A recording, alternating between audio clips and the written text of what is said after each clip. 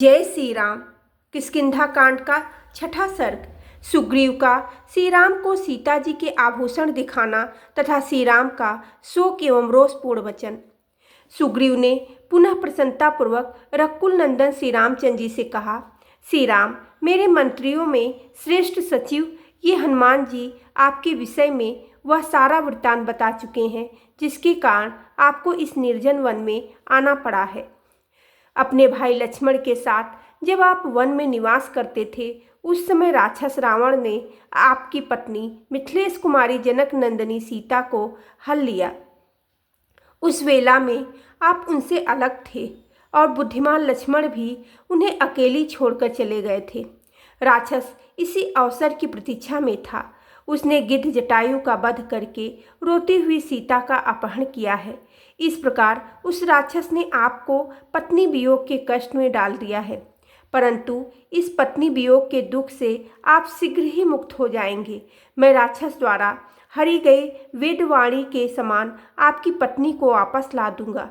शत्रुदमन श्री राम, आपकी भार्या सीता पाताल में हो या आकाश में, मैं उन्हें ढूंढ लाकर आपकी सेवा में समर्पित कर दूंगा।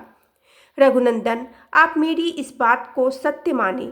महाभाव, आपकी पत्नी जहर मिलाए हुए भोजन की भांति दूसरों के लिए आग्राह है। इंद्र सहित संपूर्ण देवता और असुर भी उन्हें पचा नहीं सकते।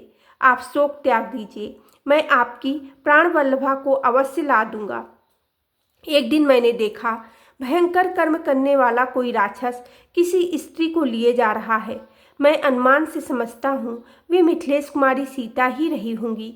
इसमें संशय नहीं है, क्योंकि वे टूटे हुए स्वर में हा राम हा लक्ष्मण पुकारती हुई रो रही थीं तथा रावण की गोद में नागराज की बधू नागिन की भांति छटपटाती हुई प्रकाशित हो रही थीं। 4 मंत्रियों सहित 5वां मैं इस शैल शिखर पर बैठा हुआ था। मुझे देखकर देवी सीता ने अपनी चादर और कई सुंदर आभूषण उस पर ऊपर से गिराए। रघुनंदन, वे सब वस्तुएं हम लोगों ने लेकर रख ली है। मैं अभी उन्हें लाता हूँ, आप उन्हें पहचान सकते हैं। तब श्री राम ने यह प्रिय संवाद सुनने वाले सुग्रीव से कहा, सखे शीघ्र ले आओ, क्यों विलंब करते हो। उनके ऐसा कहने पर सुग्रीव शीघ्र ही श्री रामचंद्र जी का प्रिय करने की इच्छा से पर्वत की एक गहन गुफा में गए और चादर तथा वे आभूषण लेकर निकल आए। बाहर आकर वानर राज ने लीजिए यह देखिए ऐसा कहकर श्री राम को वे सारे आभूषण दिखाए। उन वस्त्र और सुंदर आभूषणों को लेकर श्री रामचंद्र जी कुहासे से ढके हुए चंद्रमा की भांति आंसुओं से अवरुद्ध हो गए। सीता के स्नेहवश बहते हुए आंसुओं से उनका मुख और वक्ष स्थल भीगने लगा। वे हा प्रिय ऐसा कहकर रोने लगे और धैर्य छोड़कर पृथ्वी पर गिर पड़े। उन उत्तम आभूषणों को बारंबार हृदय से लगाकर वे बिल में बैठे हुए रोष में भरे सर्प की भांति जोर जोर से सांस लेने लगे। उनके आंसुओं का वेग रुकता ही नहीं था।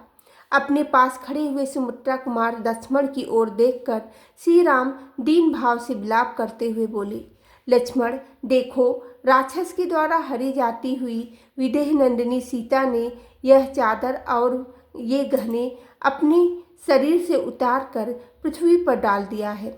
निशाचर के द्वारा अपहृत होती हुई सीता के द्वारा त्यागे गए ये आभूषण निश्चय ही घास वाली भूमि पर गिरे होंगे, क्योंकि इनका रूप ज्यों का त्यों दिखाई देता है, वे टूटे फूटे नहीं हैं।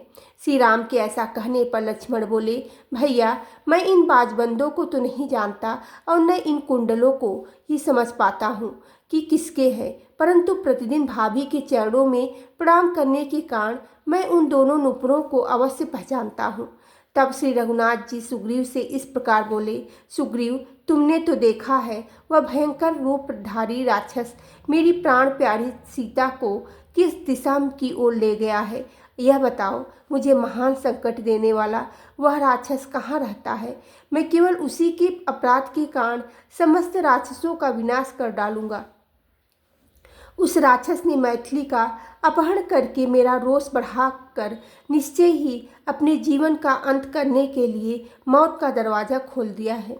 वानरराज, जिस निशाचर ने मुझे धोखे में डालकर मेरा अपमान करके मेरी प्रियतमा का वन से अपहरण किया है, वह मेरा घोर शत्रु है। तुम उसका पता बताओ, मैं अभी उसे यमराज के पास पहुंचाता हूँ। बोलो सियावेरी रामचंद्र की जय, पेवनी सुते हेनु माने की जय।